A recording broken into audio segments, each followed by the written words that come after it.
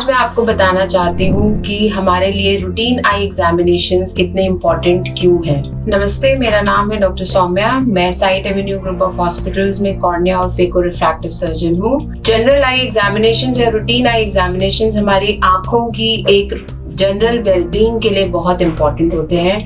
Specially अगर आप routinely अपनी आईज चेक करवाते रहते हैं तो हमें ये पता चल जाता है कि आपको जो सर में दर्द है या आईज में स्ट्रेन है वो किस वजह से है, कहीं आपको चश्मा तो नहीं है। बहुत सारी बीमारियां जैसे कैटरैक्ट, ग्लूकोमा, मैकुलर डीजेनरेशन जो कि एज रिलेटेड डीजेनरेशन चेंजेस हैं, वो हम अर्ली डिटेक्ट कर सकते हैं और उसका ट्रीटमेंट चालू कर सकते हैं। अगर हमारे ऑलरेडी प्रिस्क्रिप्शन ग्लासेस हैं तो अगर हम रेगुलर चेकअप करवाते हैं तो हम उन्हें अपडेट करते रहते हैं फ्रॉम टाइम टू टाइम, ताकि आपको आईज में कोई और स्ट्रेन या हेडेक्स जैसी जो नॉर्मल प्रॉब्लम है लोगों को आजकल because of computers and lot of other things उसमें ना हो। और भी बहुत सारी चीज़ें हैं जो हमारे लिए ज़रूरी हैं, जैसे कि हम एक जनरली लोगों को जो सीजनल एलर्जीज होती हैं वो हम अर्ली डिटेक्ट कर सकते हैं। हम एक जनरल आई हेल्थ के बारे में पेशेंट को एजुकेट कर सकते हैं ताकि आगे जाके उसे कोई दिक्कत ना। एक बहुत ही बेसिक सा सवाल जो हम सबके दिमाग में आता है कि हमें आई डॉक्टर के पास किस फ्रीक्वेंसी पे जाना चाहिए या कितने दिनों में जाके दिखाना चाहिए। तो मैं कुछ आपको बहुत ही इम्पोर्टेंट पॉइंट्स बताऊंगी। जब बच्चा पैदा होता है, अगर वो समय से पहले पैदा हुआ है तो आपका हॉस्पिटल में ही आई डॉक्टर के साथ अपॉइंटमेंट फिक्स होना चाहिए, स्पेशली रेटिना का, ताकि उसकी रेटिना की एक अच्छे से इवैल्यूएशन हो सके। जब बच्चा 2 साल का हो जाए, अगर आपको कोई प्रॉब्लम नहीं लगती है, फिर भी आपको एक बार आई डॉक्टर के पास जाके उसका रूटीन चेकअप करवाना चाहिए, क्योंकि उस समय पे बच्चा आपको ये नहीं बता सकता कि उसे कितना दिख रहा है या नहीं। एक बार वो स्कूल में आ जाता है तो स्कूल में तो आजकल रूटीन चेकअप्स होते ही हैं, फिर भी आपको अगर स्कूल के अलावा भी आपको आई डॉक्टर के पास हर एक 6 महीने में जाके उसका रूटीन चेकअप, दवाई डलवा के अच्छे से चेकअप करवाना चाहिए ताकि चश्मे की जांच हो सके।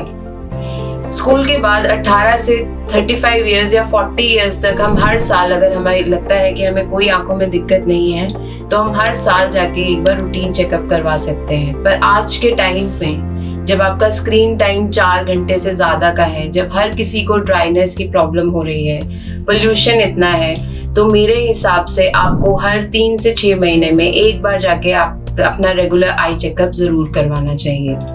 40 साल के बाद ये आई चेकअप आपके लिए बहुत ही इम्पोर्टेंट हो जाता है, क्योंकि बहुत सारी बीमारियां जो होती हैं वो 40 साल के बाद ही आप पकड़ते हैं, जैसे कि कैटरैक्ट्स या ग्लूकोमा की स्क्रीनिंग। अगर आपकी फैमिली हिस्ट्री है किसी भी आई डिजीज को लेके, तो आपको हर 6 महीने में अपने आई डॉक्टर को जाके जरूर दिखाना चाहिए। ये उन लोगों के लिए बात है जिन लोगों को लगता है कि उन्हें कोई दिक्कत नहीं है, तब भी उन्हें 6 से 1 साल में आई डॉक्टर को जरूर दिखाना चाहिए।